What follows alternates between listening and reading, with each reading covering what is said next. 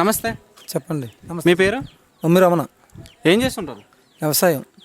Present ఆంధ్రాలో elections వస్తున్నాయి, ఏ party వస్తుంది అంటారు? వైఎస్ఆర్పీపీ వస్తుంది అనుకుంటున్నాను. ఎందుకని? సంక్షేమ పథకాలు బాగున్నాయి కాబట్టి జగన్మోహన్ రెడ్డి సీఎం అవుతాడని కోరుకుంటున్నాను. అంటే సంక్షేమ పథకాలు వస్తాయి అంటున్నారు కదా, ఏమేమి పథకాలు వస్తున్నాయి? ప్రజెంట్ అయితే అమ్మఒడి వస్తుంది, రైతు భరోసా పడుతుంది, ఆసరా పడుతుంది, చేయూత పడుతుంది.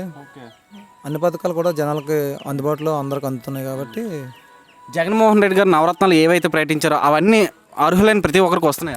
పార్టీలకు అతీతంగా అందరికీ కూడా వేశారు. మరి ప్రతిపక్షాలు అంటున్నాయి ఓన్లీ వైఎస్ఆర్ కార్యకర్తలకి ఇస్తున్నారు అంటున్నారు, ఇది ఎంతవరకు వస్తుంది? వాళ్ళు వచ్చి నిరూపించుకుంటే బాగుంటుంది కాబట్టి మేము అనుకుంటున్నాం. అలాగే ప్రతిపక్షాలు అంటున్నాయి అభివృద్ధి పరంగా ఏమి చేయట్లా అంటున్నారు. మీ ఊళ్ళో అభివృద్ధి పరంగా ఏమేమి చేశారు? మా వాళ్ళు అభివృద్ధి పరంగా రైతు భరోసా కేంద్రం కట్టారు, ఆర్బీకి కట్టారు, హెల్త్ సెంటర్ కట్టారు, తర్వాత సచివాలయం కట్టారు. మేము ఉన్న కాడికి రోడ్లు కూడా వేసుకున్నాం.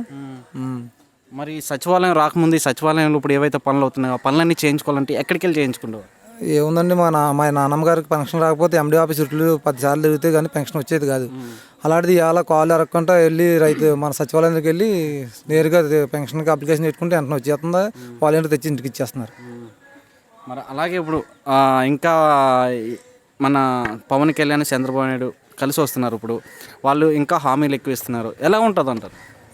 ఉన్న హామీల గురించి నమ్ముతారు కానీ లేని హామీల కోసం ఎవరు నమ్ముతారండి? చంద్రబాబు నాయుడు కాదా పవన్ కళ్యాణ్ వచ్చిన ఏ హామీలు నమ్మరండి. ప్రజలు ఉన్నదాన్ని చూసుకుంటారు కానీ లేని దాని గురించి ఎందుకు మనం చూసుకోవడం? ఉన్నదాన్ని గురించి చూసుకోవాలి. అలాగే ఈ పథకాలు ఇచ్చేటప్పుడు ఓన్లీ వైఎస్ఆర్ కార్యకర్తలకు ఇస్తున్నారు, ఎంతవరకు వస్తుంది? ఎవరండి? నేనే నిరూపిస్తానండి. ఎవరు అందరికీ వాళ్ళు అందుతున్నాయి. టీడీపీ వాళ్ళు ఎక్కువ. మా ఊర్లో అయితే సగం మంది టీడీపీ వాళ్ళు ఉన్నారు, కాకపోతే వాళ్ళే ముందంజలో ఉంటున్నారు. ప్రతి పథకానికి ముందంజలో ఉన్నారు వాళ్ళే.